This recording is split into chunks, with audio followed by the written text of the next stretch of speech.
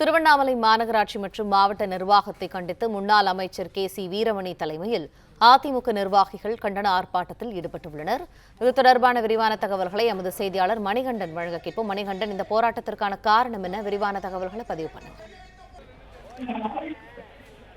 வணக்கம். திருவண்ணாமலை மாநகராட்சி மற்றும் மாவட்ட நிர்வாகம் மற்றும் அண்ணாமலையார் கோவிலில் வருகை தரும் பக்தர்களுக்கு தேவையான அடிப்படை வசதிகள் செய்து தராத மாவட்ட நிர்வாகத்தை கண்டித்து திருவண்ணாமலை கிழக்கு மாவட்ட அதிமுக சார்பில் மாபெரும் கண்டன ஆர்ப்பாட்டம் நடைபெற்று வருகிறது. இந்த ஆர்ப்பாட்டத்தில் திருப்பத்தூர் மாவட்ட கழக செயலாளர் முன்னாள் அமைச்சர் சி வீரமணி தலைமையில், திருவண்ணாமலை மாவட்ட கழக செயலாளர் முன்னாள் அமைச்சர் ராமச்சந்திரன் முன்னிலையில் ஏராளமான 3000க்கும் மேற்பட்ட கழக நிர்வாகிகள், தொண்டர்கள் தற்போது கலந்து கொண்டு இந்த ஆர்ப்பாட்டத்தில் ஈடுபட்டு வருகின்றனர். காவல்துறையின் உரிய அனுமதி இல்லாமல் இந்த ஆர்ப்பாட்டமாக நடைபெற்று வருவதால் காவல்துறையினருக்கும் அதிமுகவினருக்கும் தற்போது தள்ளுமுள்ளி ஏற்பட்டு வாக்குவாதம் ஏற்பட்டு வருகிறது.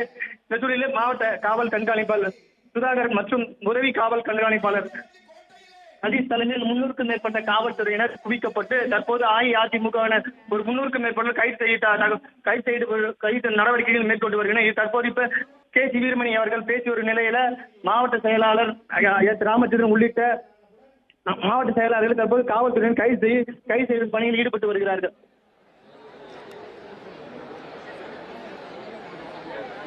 பிளே ஸ்டோர் மற்றும் ஆப் ஸ்டோரில் இருந்து பாலிமர் செயலியை QR கோடு மூலம் பதிவிறக்கம் செய்யுங்கள். செய்திகளை உடனுக்குடன் பெறுங்கள்.